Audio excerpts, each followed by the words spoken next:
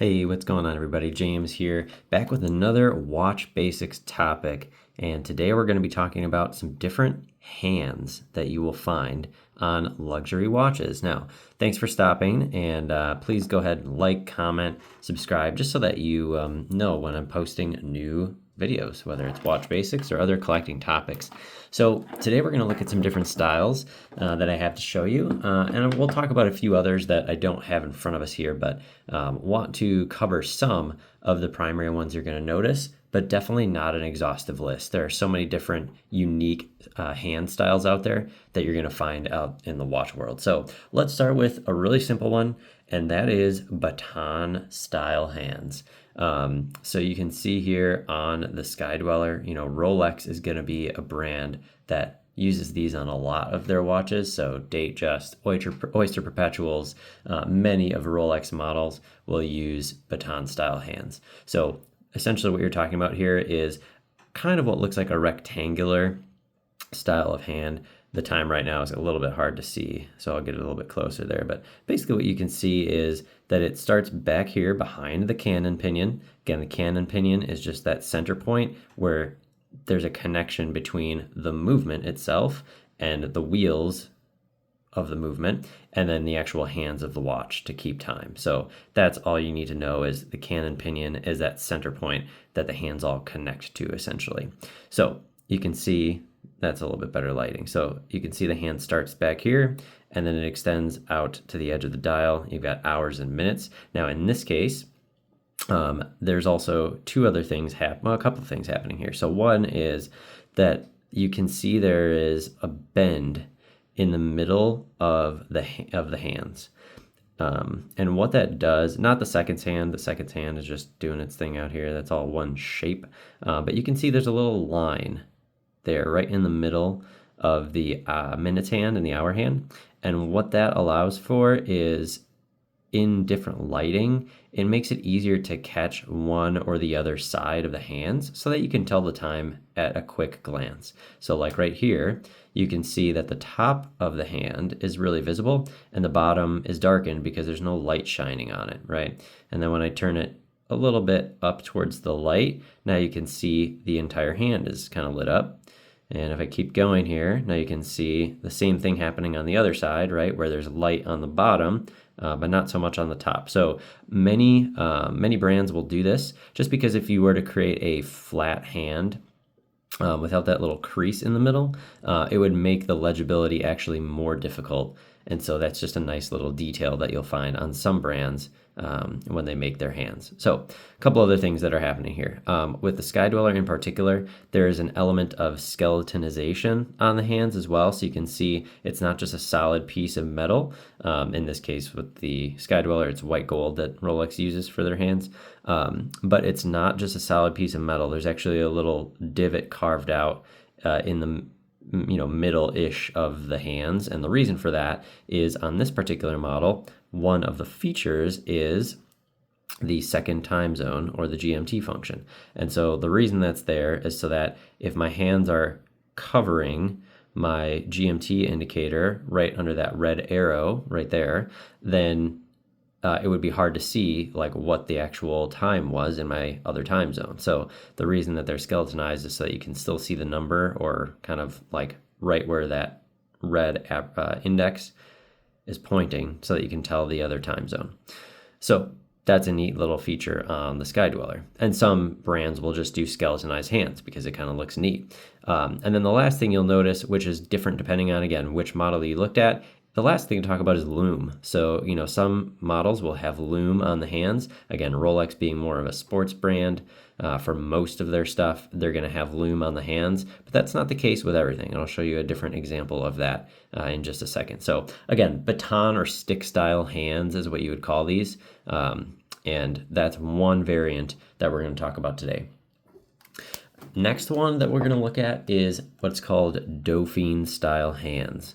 And so that is something that you'll see like on this Jaeger-LeCoultre model right here. Same thing, you can see that there's that crease down the center so that you can have that light difference depending on the angle that you're holding the watch or looking at the watch. But Dauphine style is really going to be almost like it's pointed at both ends. I'm trying to get the right zoom here. There's a lot going on this dial. So it's pointed at both ends, and it's almost like a triangle kind of at the back behind the cannon pinion there. So you can kind of see this shape would be considered Dauphine style hands. And again, there's the little cutouts right there so that when I get to my danger zone indicator, which is up right above the cannon pinion here, that way I can tell if my danger zone indicator is lit up or if it's white, meaning in this case that I can set my perpetual calendar function. So this would be Dauphine style hands. And again, these do not have any lume on them. So just another example of what that might look like. Now on the Reuter, you'll also see Dauphine style. So same kind of thing here. But in this case, you can see that the hands are lumed. So they have lume in the center. Which is just another nice feature. Again, something you might think it's not important, but it is something that you would want to consider based on your watch, because if you need to see the time in the dark, you'd want to make sure that there's a little bit of luminescence on the hands. So an example, again, without any lume would be something like this. Now, in this case, you can see a slightly different style of Dauphine hands, but they still would be considered Dauphine hands here because there's actually faceting on these hands. So you can actually see that I have the hands themselves, and then I have this bevel on the outside of the hands, which again helps create greater contrast when I'm looking at the hands themselves. And of course, the hour hand on this particular model, the SLGA017, Grand Seiko does this where they put this line down the center of the hour hand just to make it more precise looking when it's lining up with the actual hour markers. So that is an example of, again, a different style of Dauphine hands. Now, we're going to run through some that I don't really have to show you.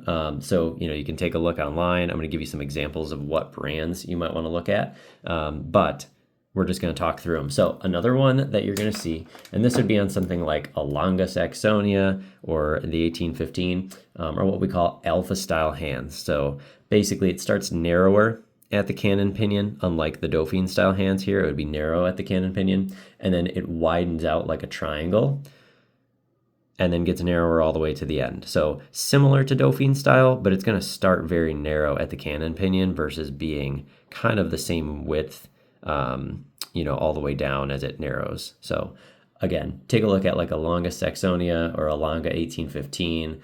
You'll see those style hands on something like that. Next, we'd have Breguet style hands, and this is pretty easy to find. You look up a Breguet model. What you'll find on those is that the hands are actually kind of straight out. So you have the cannon pinion, and then the width of the hand is the same from the cannon pinion almost out to the edge, and then you have a small circle right before the end of the hand that finishes with like this pointed triangle style look. So again, if you look up like a Breguet tradition, you'll see exactly what that looks like. Next would be a syringe style hand. An example of this would be like a Patek Philippe 5230G, where it actually looks like a syringe. So it starts, again, narrower from the cannon pinion, widens out, and very often you'll see on those that there is lume in the center of them. But then at the end, it almost comes to an exact point, and it looks very much like a syringe, hence the name syringe style hands. So again, Patek Philippe 5230G would be a good example of that. Okay, next we have leaf style hands. We're just going to cover a couple more here that you're going to see. Leaf style hands, something on a Moser Endeavour would be a good example, or some of the IWC dress pieces. It's more of a flowing style. So again, these, and you can see there's a little bit of a theme in my collection here, but as opposed to being really precise and sharp angles on the hands, they're going to be more flowing. So starts a little bit wider at the cannon pinion, kind of like this, but then it flares out a bit. So instead of getting narrower, it's actually going to flare out and get wider. And then at the end of the hand, it will finish in a kind of luxurious point style. So again, it'll change the look of the watch. If you look up again, like a Moser Endeavour, you'll see what I'm talking about there. Mercedes style hands. On some Rolex models, what you will actually see is the hour hand will look pretty similar, although it'll finish in more of a point than this.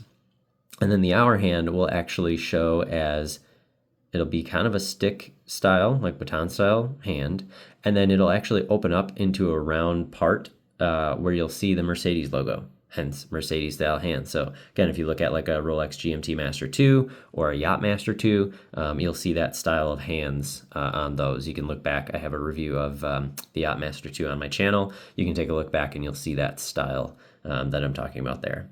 And then the last one we'll mention is a Spade style hand. So again, this is typically going to be a little bit more on the dressier side, but Spade style here will start again narrower around the cannon pinion and then flow out wider, kind of like your leaf style hand. But at the end of it, instead of just being a straight point, it'll actually look like a spade. Think like a spade, an ace of spades, like cards. It'll actually have that shape on it. So an example of this would be like a Speake-Marin. They've got some pieces that use those spade style hands. So again, that's not an exhaustive list, but it gives you some idea of what you're going to see out there.